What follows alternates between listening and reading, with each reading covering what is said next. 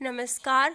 मेरे YouTube channel में आप लोगों का एक बार फिर से बहुत बहुत स्वागत है। और आज मैं फिर आप लोगों के सामने जो हमारी कहानी चल रही थी दुल्हन ही असली दहेज है, तो उसके एक नए भाग के साथ आ गई हूँ। और अगर आप लोगों ने इस कहानी के पहले वाले भागों को नहीं देखा है तो प्लीज़ वीडियो वाले सेशन में आप लोग जाकर के ज़रूर देखें, ताकि आप लोग को पता चल सके कि कहानी की कहाँ शुरुआत होती है और कहानी इस मोड़ पर कैसे आई। और साथ ही मेरे चैनल को सब्सक्राइब भी कर दीजिएगा और वीडियो को लाइक तो ज़रूर कर दीजिएगा। और कमेंट सेक्शन में ये ज़रूर बताना कि आप लोगों को कहानी का यह भाग कैसा लगा। तो उससे पहले आप लोग मेरे चैनल को सब्सक्राइब जरूर कर दीजिए, क्योंकि आप लोग करते नहीं, मैं चाहे जितनी बार कहूँ प्लीज़ कर दीजिएगा। तो हम लोग बिना टाइम वेस्ट की वीडियो की शुरुआत करते हैं।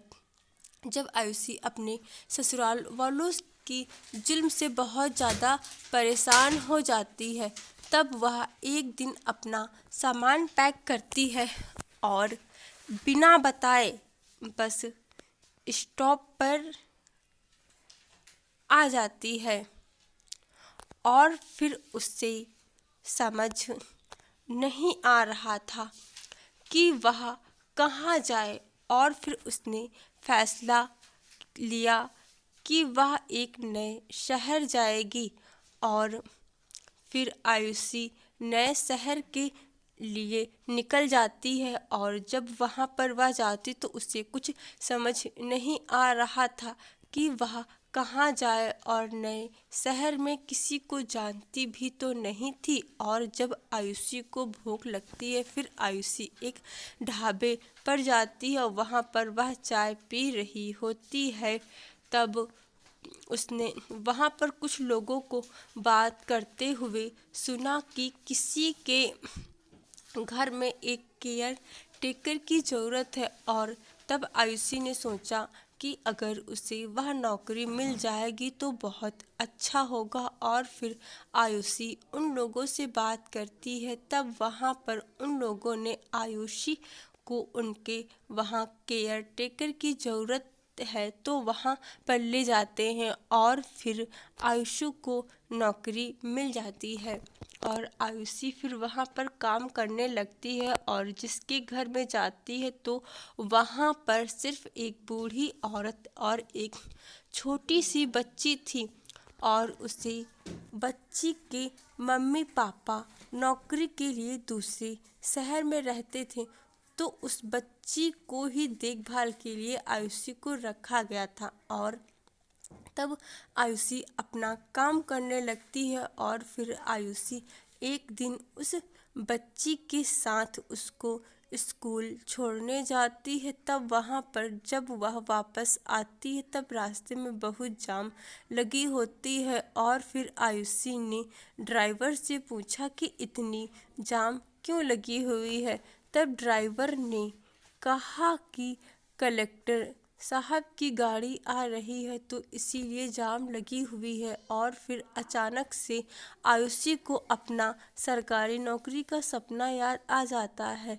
और उसके कुछ देर के बाद आयुषी घर वापस आती है और फिर वह बैठी होती है। और फिर वह अपने आप को शीशे में देखती है कि उसने आनंद से अभी तक तलाक तो नहीं लिया था, लेकिन उसका यह सपना था कि वह सरकारी नौकरी में कोई बड़ी नौकरी करे। और फिर आयुषी अपने गले का मंगलसूत्र निकाल के अपने बैग में रख लिया। और फिर वह अपनी शादीशुदा जिंदगी से अपने आप ही खुद को आज़ाद कर दिया।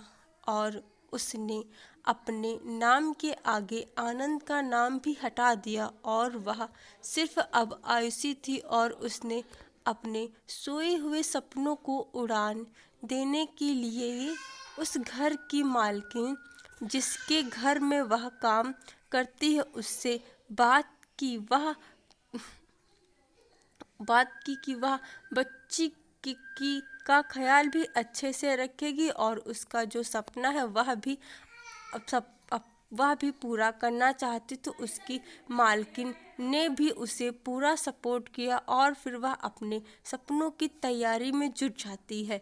बस इस कहानी में इतना ही, और हम लोग आगे वाले भाग में देखेंगे कि इस कहानी में कौन सा नया मोड़ आता है। तो आप लोग इस कहानी को जरूर लाइक कीजिएगा, चैनल को सब्सक्राइब कर दीजिएगा और कमेंट सेक्शन में जरूर बताना कि आप लोग को कहानी का यह भाग कैसा लगा।